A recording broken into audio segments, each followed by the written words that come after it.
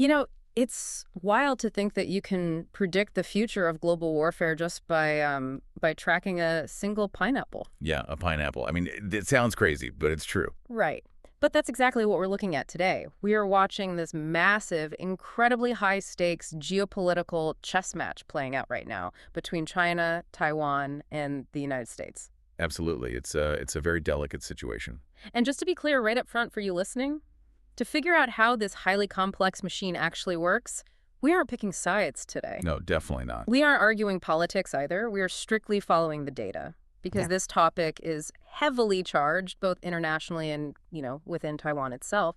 So our goal for this deep dive is just to impartially explore the facts. Right. We're just looking at the mechanics of the standoff based on the source material we've gathered. Exactly. And today we're pulling from a huge stack of sources. We've got international news reports, deep trade studies out of Duke University, public opinion polling from the Carter Center, and even some raw real-time reactions off Reddit. It's a really diverse set of data. Yeah, because we really want to see exactly how agricultural exports, microchips, and billion-dollar defense budgets all weave together. So, okay, let's unpack this. Let's start with the spark that ignited all the headlines this month in April 2026. Well, that spark was, it was basically a handshake. Right. Yeah. Cheng Li-wun, who is the chairwoman of Taiwan's opposition party, the KMT, traveled to Beijing for this 6-day trip. The journey for peace, right? That's what she called it. Exactly, yeah. Yeah. And it culminated in a highly unusual, extremely high-profile meeting with Chinese President Xi Jinping. I mean, we haven't seen contact at this specific level in a decade. A full decade, and the immediate aftermath of that handshake was just like an absolute flurry of announcements out of Beijing. Oh, yeah. Overnight, basically. They rolled out 10 specific measures designed to boost ties, and that is where the pineapples come in. Right. The famous pineapple. China suddenly lifted all these previous import bans on Taiwanese agricultural products. Pineapples, squid, tuna, the bans just vanished. They just turned the trade back on like a faucet. And it wasn't just food either. They announced the full resumption of normal direct passenger flights to mainland cities. Oh, right. Places like Xi'an and Harbin. Yeah, they're completely back on the board for direct travel. And interestingly, they even agreed to allow Taiwanese TV dramas to broadcast in China again. Okay, I saw that in the reports, but there was a catch with the TV shows, right? Yes, a very specific caveat. The Chinese government stated those shows are allowed back on the air, provided they are, quote, correctly oriented. Correctly oriented. Yeah. Which is basically code for, doesn't challenge our political narrative. Pretty much, yeah. But beyond the squid and the soap operas, there's a much larger political maneuver happening here. Right. China actually proposed setting up a regular direct communication channel specifically between the Chinese Communist Party and Taiwan's opposition KMT. Which is a huge deal. It really is. When I read that, it struck me as incredibly aggressive. It's like, imagine a rival corporate entity completely bypassing your company's CEO. Right. In this case, Taiwan's ruling DPP and President Xi Jinping. Exactly. Bypassing the CEO to negotiate sweet deals directly with, the biggest dissenting faction on your board of directors. What's fascinating here is that is exactly the dynamic Beijing is trying to create. It's a textbook divide-and-conquer strategy. They're trying to make the ruling party look bad. Totally. They are actively delivering these tangible, highly visible wins to the KMT. The underlying goal here is to boost the KMT's chances in Taiwan's upcoming 2028 elections. Ah, so it's a long game. Exactly. By doing this, Beijing gets to play the generous, reasonable neighbor for the KMT, while simultaneously painting the ruling DPP as unreasonably stubborn.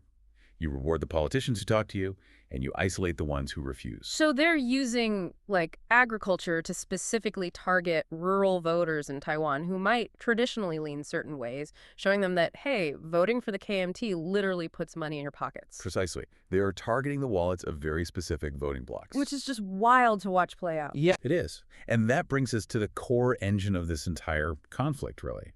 Why use pineapples and direct flights as leverage at all? Because of the money. Because economics is the absolute foundation of the cross-strait strategy.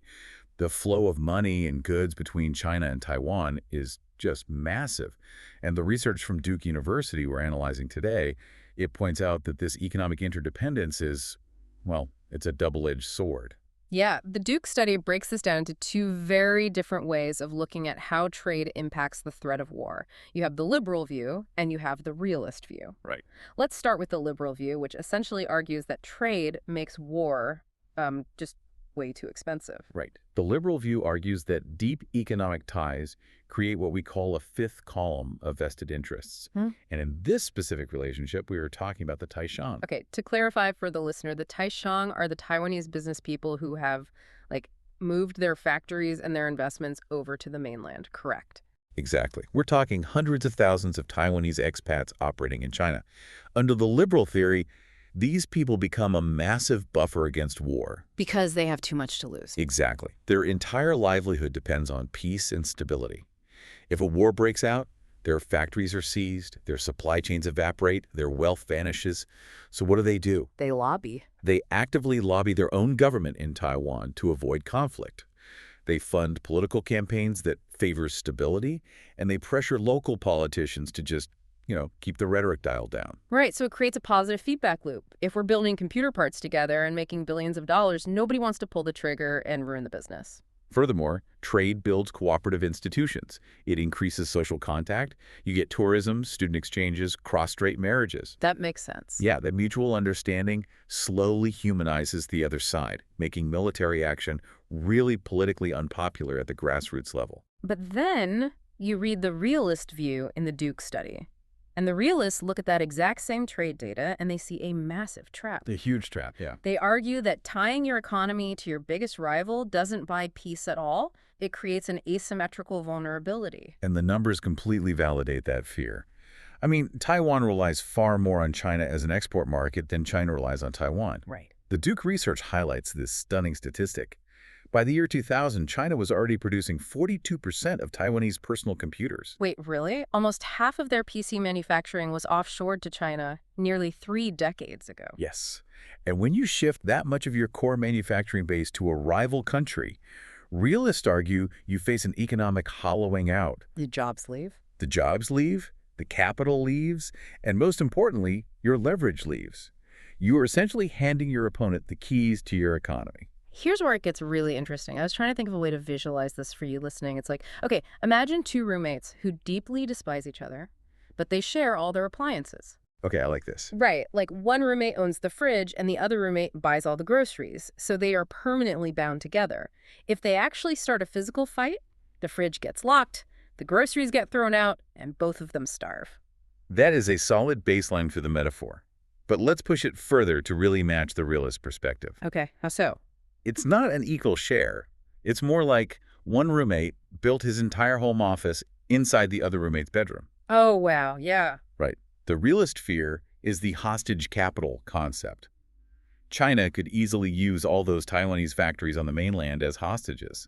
If political tensions rise, China doesn't even need to fire a missile. They just threaten to shut down the Taishan businesses to force Taiwan into making political concessions. You know the part of the study that actually made me stop and reread it? Which part? It's the idea that this economic vulnerability might actually accelerate a war instead of preventing one. Yes, the closing window concept.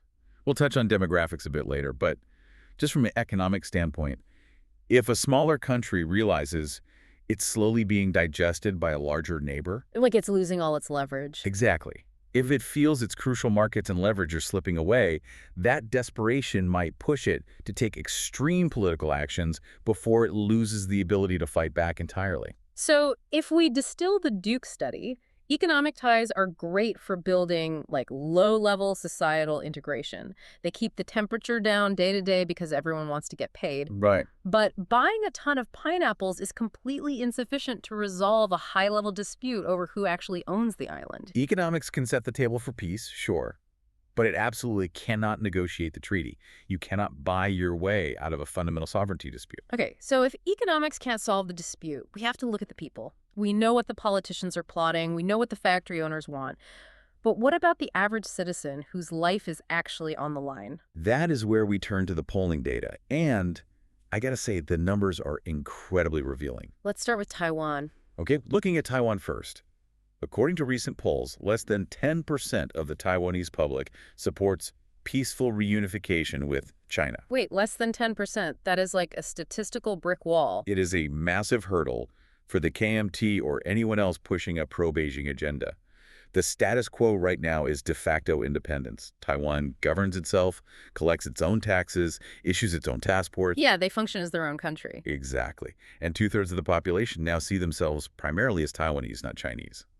So when the KMT opposition leader shakes hands in Beijing, her ability to actually bring home broad compromises is severely handcuffed by her own voters. The public simply refuses to relinquish their democratic sovereignty. To a totalitarian system, exactly. They just won't do it. But the data out of China is actually even more surprising to me.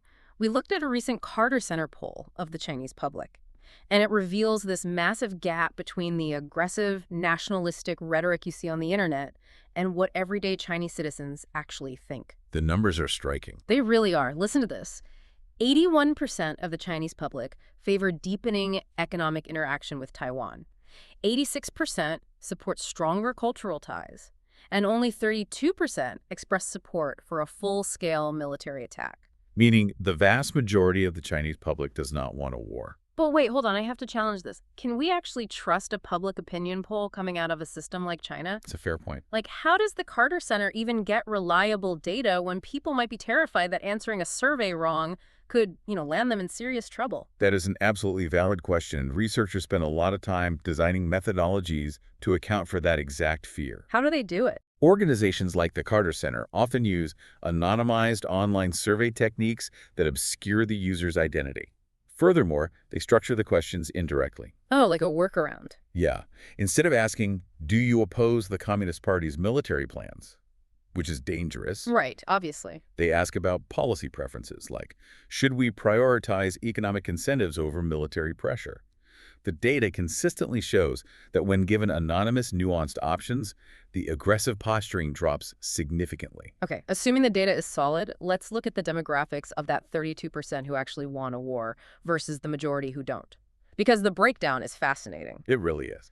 The most peaceful views are found among women, lower-income earners, and people with less formal education.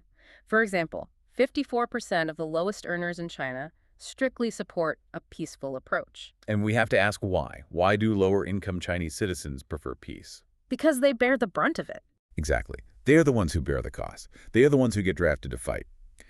And if global sanctions hit China because of an invasion, the wealthy elites might lose some investments, sure, but the lower-income factory workers lose their jobs. They lose their ability to feed their families. Yes, they are highly aware of their economic vulnerability to a war. But there's a massive contradiction in this same poll. While they don't want a war, 80% of the Chinese public still believe that unification is ultimately necessary. How do those two thoughts exist in the same brain? Like, I don't want to fight, but we must take the island. It comes down to generational propaganda. The education system has deeply instilled this narrative of the century of humiliation. Reclaiming Taiwan is framed not just as a territorial grab, but as the final necessary step to restore China's historical dignity. So the ideological desire for unification is incredibly high, but the practical appetite for the blood and economic destruction of a war is, well, it's very low. So let me get this straight. The Chinese public fundamentally does not want to bleed in a war. The Taiwanese public fundamentally refuses to hand over their sovereignty. Also, right. Aren't both sets of politicians completely trapped by their own voters then? They are trapped in a very precarious balancing act. Politicians in Taiwan cannot push too hard for formal independence because that triggers a war. Right. But they cannot push for unification because they'll get voted out of office immediately. Meanwhile, politicians in China have to constantly project strength to satisfy nationalist pride. But they know an actual amphibious invasion would devastate their economy. And potentially threaten the survival of the Communist Party itself. So if economics can't fix the problem, and domestic voters on both sides refuse to compromise, there's a massive vacuum. This entire system should collapse, right? You would think so. The only reason it hasn't tipped over into a war is because of a third external variable acting as, like, a wedge in the door, and that is the United States military. Correct. Because the two primary actors are at an impasse, the situation requires an external stabilizer. And the United States operates on a very specific, deliberate doctrine called strategic ambiguity. Which sounds completely counterintuitive. You would think clear, rigid rules would prevent fights. In a standard negotiation, sure, yes. But here, ambiguity serves a vital, dual purpose. The U.S. refuses to perfectly define exactly what its military would do in every single hypothetical scenario. So they keep everyone guessing. Exactly. By keeping things slightly unclear, the U.S. deters China from launching an unprovoked attack. Yeah. Beijing have to calculate that if they invade, the U.S. might intervene with the full force of its Pacific Fleet. So it keeps China frozen. Right. But at the exact same time, the ambiguity restrains Taiwan. Oh, so. Because Taiwan cannot be 100% certain that the U.S. would sacrifice its own soldiers to save them. So Taiwanese politicians are deterred from doing something rash, like making a dramatic formal declaration of independence. Strategic ambiguity essentially stops both sides from throwing the first punch. Okay, so what does this all mean? We talked about the bouncer at the nightclub metaphor earlier. The U.S. is essentially the bouncer in a very tense room. Right. He isn't telling the patrons what to drink, but he's standing right in the middle to ensure nobody starts a brawl. And at the same time, he's quietly handing one of the smaller guys a baseball bat, just in case things go sideways. Well, let's adjust that a little. It's more like the bouncer is offering to sell the smaller guy a baseball bat for $40 billion. Right. And half of the smaller guy's friends are actively arguing that they don't even need a bat that big. Which perfectly explains the massive domestic rift happening inside Taiwan right now over defense spending. Despite having no formal diplomatic ties, the U.S. is Taiwan's strongest backer. The Trump administration actually recently announced an $11 billion arms deal. Right. Drones, howitzers, medium-range missiles. But paying for it is tearing Taiwanese politics apart. The ruling DPP government wants to pass a $40 billion special defense budget to buy these U.S. weapons and, bolster their own defense lines. But the opposition... The same party that just shook hands in Beijing. Exactly. They're aggressively stalling that budget in Parliament. The KMT proposed a much smaller, $12 billion budget instead, right? Yeah.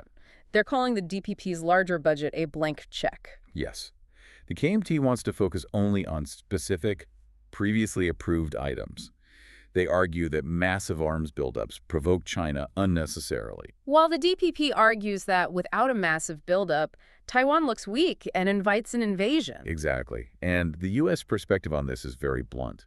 Raymond Green, the director of the American Institute in Taiwan, who essentially operates as the de facto U.S. ambassador, he spoke about this dynamic recently. What'd he say? He said that while dialogue and communication are great, they cannot replace deterrence. He explicitly stated that sufficient military capability takes the option of war off the table. His logic is that you have to be armed to the teeth just to force the other side into an equal dialogue. Naturally, China views this entirely differently. Oh, completely. They view U.S. arms sales as a severe direct interference in their internal affairs. Ahead of a scheduled May summit with U.S. President Donald Trump, Chinese President Xi Jinping specifically warned the U.S. to handle the arms sales issue with, quote, prudence. Because China constantly pressures the U.S. to abandon Taiwan, hoping to make the island feel isolated. Which brings up the tightrope the U.S. is walking. How long can you successfully play the bouncer? This raises an important question, and it's a massive challenge. Political scientists call this the entrapment versus abandonment dilemma. Entrapment versus abandonment. Yeah. The U.S. constantly worries about being dragged into World War III because a Taiwanese leader makes a provocative move, assuming the U.S. military will automatically save them. And conversely, Taiwan constantly fears abandonment. They worry the U.S. will eventually decide that defending a small island 7,000 miles away just isn't worth losing an aircraft carrier over and, simply walk away. Exactly. Both China and Taiwan are constantly probing, constantly trying to manipulate U.S. policy to their own advantage. It is a profoundly fragile equilibrium. Yeah. If we pull back and look at the whole board we've unpacked today, cross-strait peace balances on three massive pillars. Right. First, you have the promise of mutual economic wealth. The pineapples, the microchips, the factories. Second, you have the hardline realities of domestic voters, Taiwanese citizens refusing to give up democracy, and Chinese citizens refusing to bleed for a war. And third, you have the looming heavy shadow of American military deterrence acting as a wedge to keep everyone exactly where they are. It's a highly stressed system where everyone is thoroughly dissatisfied, but the alternative is so catastrophic that the status quo holds. But the critical thing to remember is that the status quo is never permanent. The variables are always shifting beneath our feet. Which brings me to a really provocative thought. While we were reading through the source materials, we found a comment from a user on Reddit that highlighted a massive ticking clock in the background of this entire standoff. Like the demographic cliff. Yes, China's demographic window is closing. It is. Due to decades of the one-child policy and an aging population, China's peak fighting age population is projected to dramatically decline over the next decade.